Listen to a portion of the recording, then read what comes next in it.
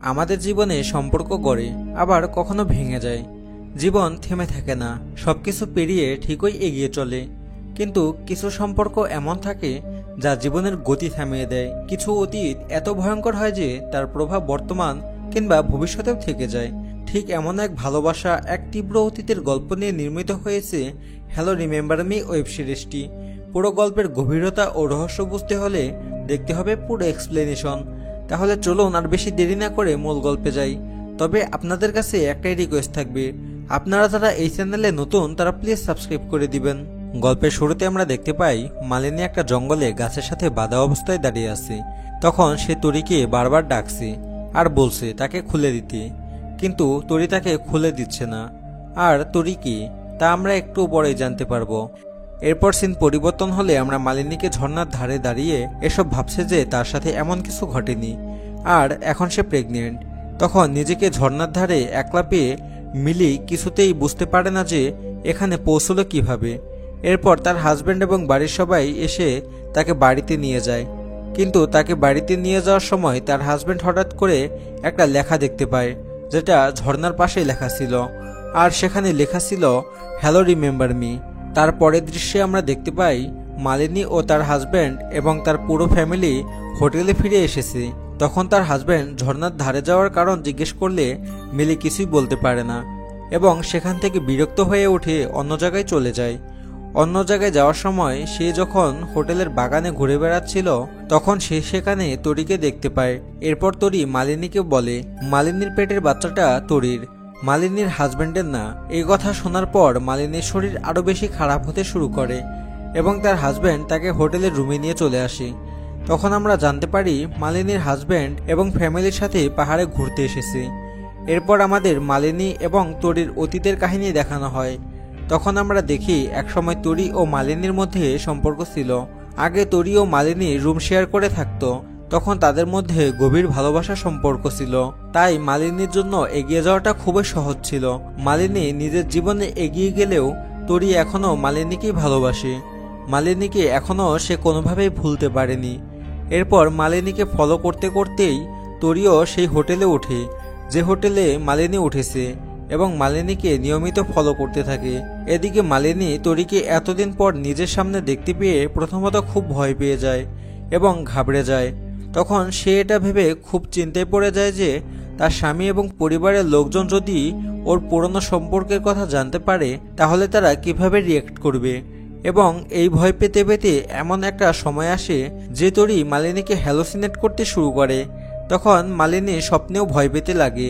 এরপর আমরা দেখি তরি মালিনীকে ব্ল্যাকমেল করে ঝর্ণার কাছে একা দেখা করতে বলে। তখন মালিনী তরির সাথে কোনো সম্পর্ক রাখতে চায় না বলে মানা করে দেয়। তখন তরি মালিনীকে আরও বেশি ব্ল্যাকমেল করতে শুরু করে আর বলে সে যদি ঝর্ণার ধারে দেখা করতে না আসে তাহলে সে ঝর্ণার উপর থেকে ঝাঁপ দিয়ে মারা যাবে। এই কথা শুনে মিলি প্রচণ্ড ভয় পেয়ে তরির সাথে দেখা করতে যায়। আর তখন সে তরির কাছে সবকিছু কনফেস করে যে সে কেন একসময় তরিকে ছেড়ে পালিয়ে এসেছিল। এরপর মালিনী তরির কাছে ক্ষমা চায়। সে ক্ষমা চাওয়ার পর তরিকে আরেকটা কথা বলে।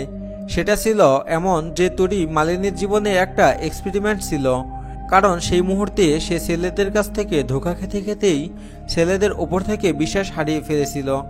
এই কথাটা শোনার পর তরি মালিনীর ওপর প্রচণ্ড রেগে যায় এবং প্রতিশোধ নেওয়ার কথা বলে চলে যায়। এরপর সিন পরিবর্তন হলে আমাদের হোটেলের রুমের কাহিনী দেখানো হয়। সেখানে আমরা দেখি মালিনীর মধ্যে এত চেঞ্জ দেখে আবির ওকে সন্দেহ করতে শুরু করে এবং লোকেশন ট্র্যাক করা স্টার্ট করে দেয়। কিছুদিন পর আবির মালিনীর মধ্যে এত চেঞ্জ কেন নিজের বোনের সাথে প্ল্যান করে। তখন আবির তার বোনকে বলে মালিনীকে নিয়ে কোথাও ঘুরতে যেতে, যাতে সে দূর থেকে মালিনীকে লক্ষ্য করতে পারে কার জন্য মালিনী এমন চেঞ্জ হচ্ছে। সে অনুযায়ী তারা ঘুরতে গেলে আবির দূর থেকে দেখতে পায় যে মালিনী একটা মেয়ের সাথে কথা বলছে। তখন সে কাছে গিয়ে কাছ থেকে তরির ব্যাপারে জানতে পারে যে তারা একসময় রুমে থাকতো এবং তারা কলেজ ফ্রেন্ড। এরপর তরি আবিরের সাথে একটু ফ্ল্যাট করে, যেটা দেখে মালিনী জেলাস হয়। ফলে মালিনীর শরীর আরও খারাপ হতে শুরু করে। এটা দেখে আবির সহ বাকি সবাই তড়িঘড়ি করে কলকাতা ফিরে আসে। এই ব্যাপারে তরি তখনও জানতে পারে না, তাই সে হোটেলে ফিরে মালিনীকে দেখতে না পেয়ে রেগে পাগল হয়ে যায়। তাই বলে সে হার মানবে না। সে হোটেলের এক বেয়ারাকে টাকা দিয়ে হোটেলের রেজিস্টার থেকে মালিনীর শ্বশুরবাড়ির ঠিকানা জোগাড় করে এবং মালিনীর শ্বশুরবাড়ির উদ্দেশ্যে কলকাতা রওনা দেয়। ওদিকে আবিরের ফোনে অচেনা নাম্বার থেকে একটা ভয়েস নোট আসে, যেটা প্লে করে শুনতে পায় ঝর্ণার জলের শব্দ, আর তার মধ্যে কেউ অস্পষ্টভাবে গান গাইছে। মালিনী সেই নাম্বার দেখে বুঝতে পারে যে এটা তরির নাম্বার না। তাহলে আবিরকে কে আবার এমন ভয়েস নোট পাঠালো? এরপর আমরা দেখি আবিরের ফোনে সেই হোটেল থেকে ফোন আসে এবং বলে যে মালিনী ফোন এখানে রয়ে গেছে। এটা শুনে আবির চমকে যায়, কারণ মালিনীর ফোন তো এখানে আছে, তার সাথে তাহলে দ্বিতীয় আরেকটা ফোন আসলো কোথা থেকে? তখন আবির ভাবে তাহলে কি মালিনী লুকিয়ে আরেকটা ফোন ইউজ করতো? তখন আবির সেই হোটেল ম্যানেজারের দেওয়া অ্যাড্রেসে মোবাইল কুরিয়ার করে দিতে বলে এবং মালিনীকে বলে আজকে রাতের মধ্যে সে যেন সেদিনের ভয় পাওয়ার আসল কারণ খুলে বলে। সেদিন সন্ধ্যাবেলায় আবার আরেকটা কাণ্ড ঘটে যায়। মালিনীকে চমকে দিয়ে তরি মালিনীর শ্বশুরবাড়ি চলে আসে এবং আবিরের কাছে কাজ শিখবে বলে এখানে থেকে যায়। এরপর মালিনীর কানে এসে তরি একটা গান গায়। তখন সে বুঝতে পারে আবিরের নাম্বারে যে ভয়েস নোটটা এসেছিল সেইটা তরিই পাঠিয়েছিল, মানে সেই নাম্বারটাও তরির ছিল। এরপর তরি সেখানে এসে সবার ছবি তুলতে থাকে, কিন্তু কোনো কারণবশত মালিনীর শাশুড়ির তরিকে খুব একটা পছন্দ হয় না। এদিকে সেদিন রাতে সবাই ঘুমিয়ে যাওয়ার পর তরি একা একা বাইরে এসে গান গাইতে শুরু করে। তখন আবির বাইরে এসে গানটি শুনে বুঝতে পারে আগের দিন রাতে তরি অচেনা নাম্বার থেকে তাকে ভয়েস নোটটা পাঠিয়েছিল, কারণ সেই ভয়েস নোটের গলা আর তরির গলা একদম সেম। তাই আবির তখন তাকে জিজ্ঞেস করে যে তাকে ওই গান পাঠানোর মানে কি। এটা শুনে তরি বলে পাহাড়ে তাকে দেখে মনে হয়েছিল যে তার মনে অনেক প্রশ্ন, তাই সে ওইসব প্রশ্নের উত্তর দিচ্ছে এই গানের মাধ্যমে। এখন সে উত্তর কতটা আবির বুঝতে পারবে সেটা তার ব্যাপার। ওদিকে মালিনী বেরিয়ে এসে এসব কিছু দেখে যে তারা ফিরছে, কিন্তু সে কিছুই বলতে পারে না। এরপরে সকালবেলা মালিনী আবারও তরি ও আবিরকে একসাথে ছাদে দেখতে পায়। আবির যে মালিনীর অতীতের কথা তরির কাছ থেকে জানার চেষ্টা করেছে এটা সে বুঝতে পেরে হতাশ হয়ে যায়। অন্যদিকে বাড়ির মেজ বউ মালিনীর এই অবস্থা দেখে তাদের বাড়ির কাজের লোক দিয়ে লুকিয়ে লুকিয়ে তরির রুমে সার্চ করায়। তখন তারা মালিনী এবং তরি চুম্বনরত একটা ছবি দেখতে পায়। এদিকে তরির শাশুড়ির মনে পড়ে পাহাড়ে এই তরির সাথে মালিনীর দেখা হওয়ার পর থেকেই তরির শরীর খারাপ হতে শুরু করেছে। তাহলে কি মালিনী আসলে তরিকে দেখেই ভয় পাচ্ছিল? অন্যদিকে ছাদে আবির তরিকে মালিনীর পাস্টের ব্যাপারে জিজ্ঞেস করে। তখন তরি আবিরকে বলে যে মালিনী একজনের সাথে 3 বছর লিভিং করেছে, তারপর তাকে ঠকিয়ে পালিয়ে গিয়ে তোমাকে বিয়ে করেছে, আর সেই ব্যক্তিকে পাহাড়ে দেখে মালিনী ভয় পেয়েছিল। এই কথা শুনে আবিরের মাথা গরম হয়ে যায় এবং সে তরিকে সেই ব্যক্তির ব্যাপারে জিজ্ঞেস করে, কিন্তু তরি ইচ্ছা করেই সে ব্যক্তি মানে নিজের ব্যাপারে কিছু জানায় না। ফলে আবির উত্তেজিত হয়ে নিজে গিয়ে মালিনীর সাথে ঝামেলা করে। এতে করে মালিনীর মাথা কিছুটা কেটে যায়। এরপর মালিনীর শাশুড়ি আসার কারণে তাদের ঝামেলা থামে এবং তার শাশুড়ি আবিরকে অফিসে যাওয়ার জন্য বের করে দেয়। ওদিকে তরি এসব ঘটনা দেখে খুশি হতে থাকে। এরপর মালিনীর শাশুড়ি মালিনীকে বলে যে সে আসলে বুঝে গেছে যে মালিনীর সাথে তরির সম্পর্ক কী ছিল, কারণ সে তরির ছায়া দেখে বুঝে গিয়েছিল যে সে সমকামী। এবার মালিনী এটা কি করে আবিরকে বলবে কিছুতেই বুঝতে পারছে না। এদিকে তরি আবিরকে ফোন দিয়ে বলে যে মালিনীর পেটের বাচ্চা আদলে তোমার। এই কথা শুনে আবির আর মাথা ঠিক রাখতে পারে না, ফলে গাড়ি চালাতে চালাতে কন্ট্রোল হারিয়ে ফেলে।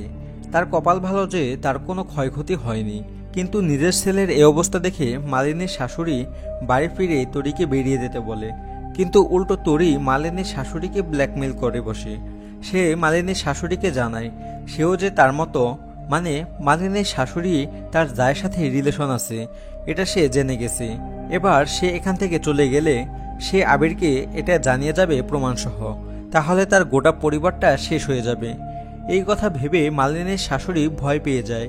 ফলে মালিনীর শাশুড়ি এসে মালিনীকে বলে যে বাচ্চাটা জন্ম দিয়ে এই বাড়ি থেকে বেরিয়ে যেতে। এই কথা শুনে মালিনীর মাথায় আকাশ ভেঙে পড়ে।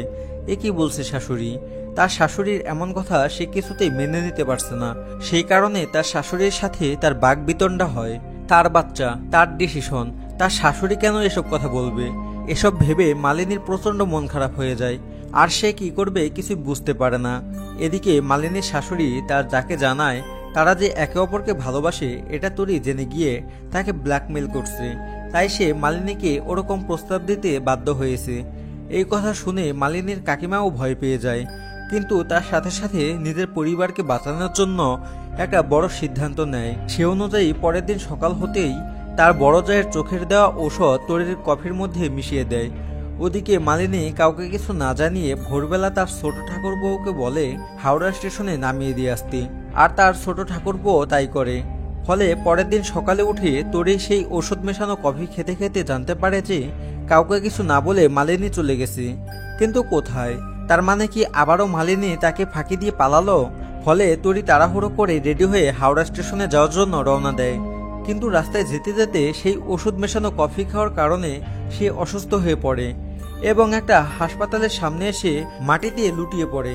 এবার তরি কি বাঁচতে পারবে? কিন্তু কোথায় গেল মালিনী? এই কাহিনীর পরিণতি কি হবে তা জানতে পারবে এর পরের সিজনে। তো বন্ধুরা, কেমন লাগলো এই সিরিজটি তা অবশ্যই কমেন্টে জানিয়ে যাবেন। আর আমাদের চ্যানেলে নতুন হয়ে থাকলে প্লিজ সাবস্ক্রাইব করে দিবেন। আর এরপরে কোন মুভির এক্সপ্লেনেশন দেখতে চান তা বলে যাবেন। ধন্যবাদ।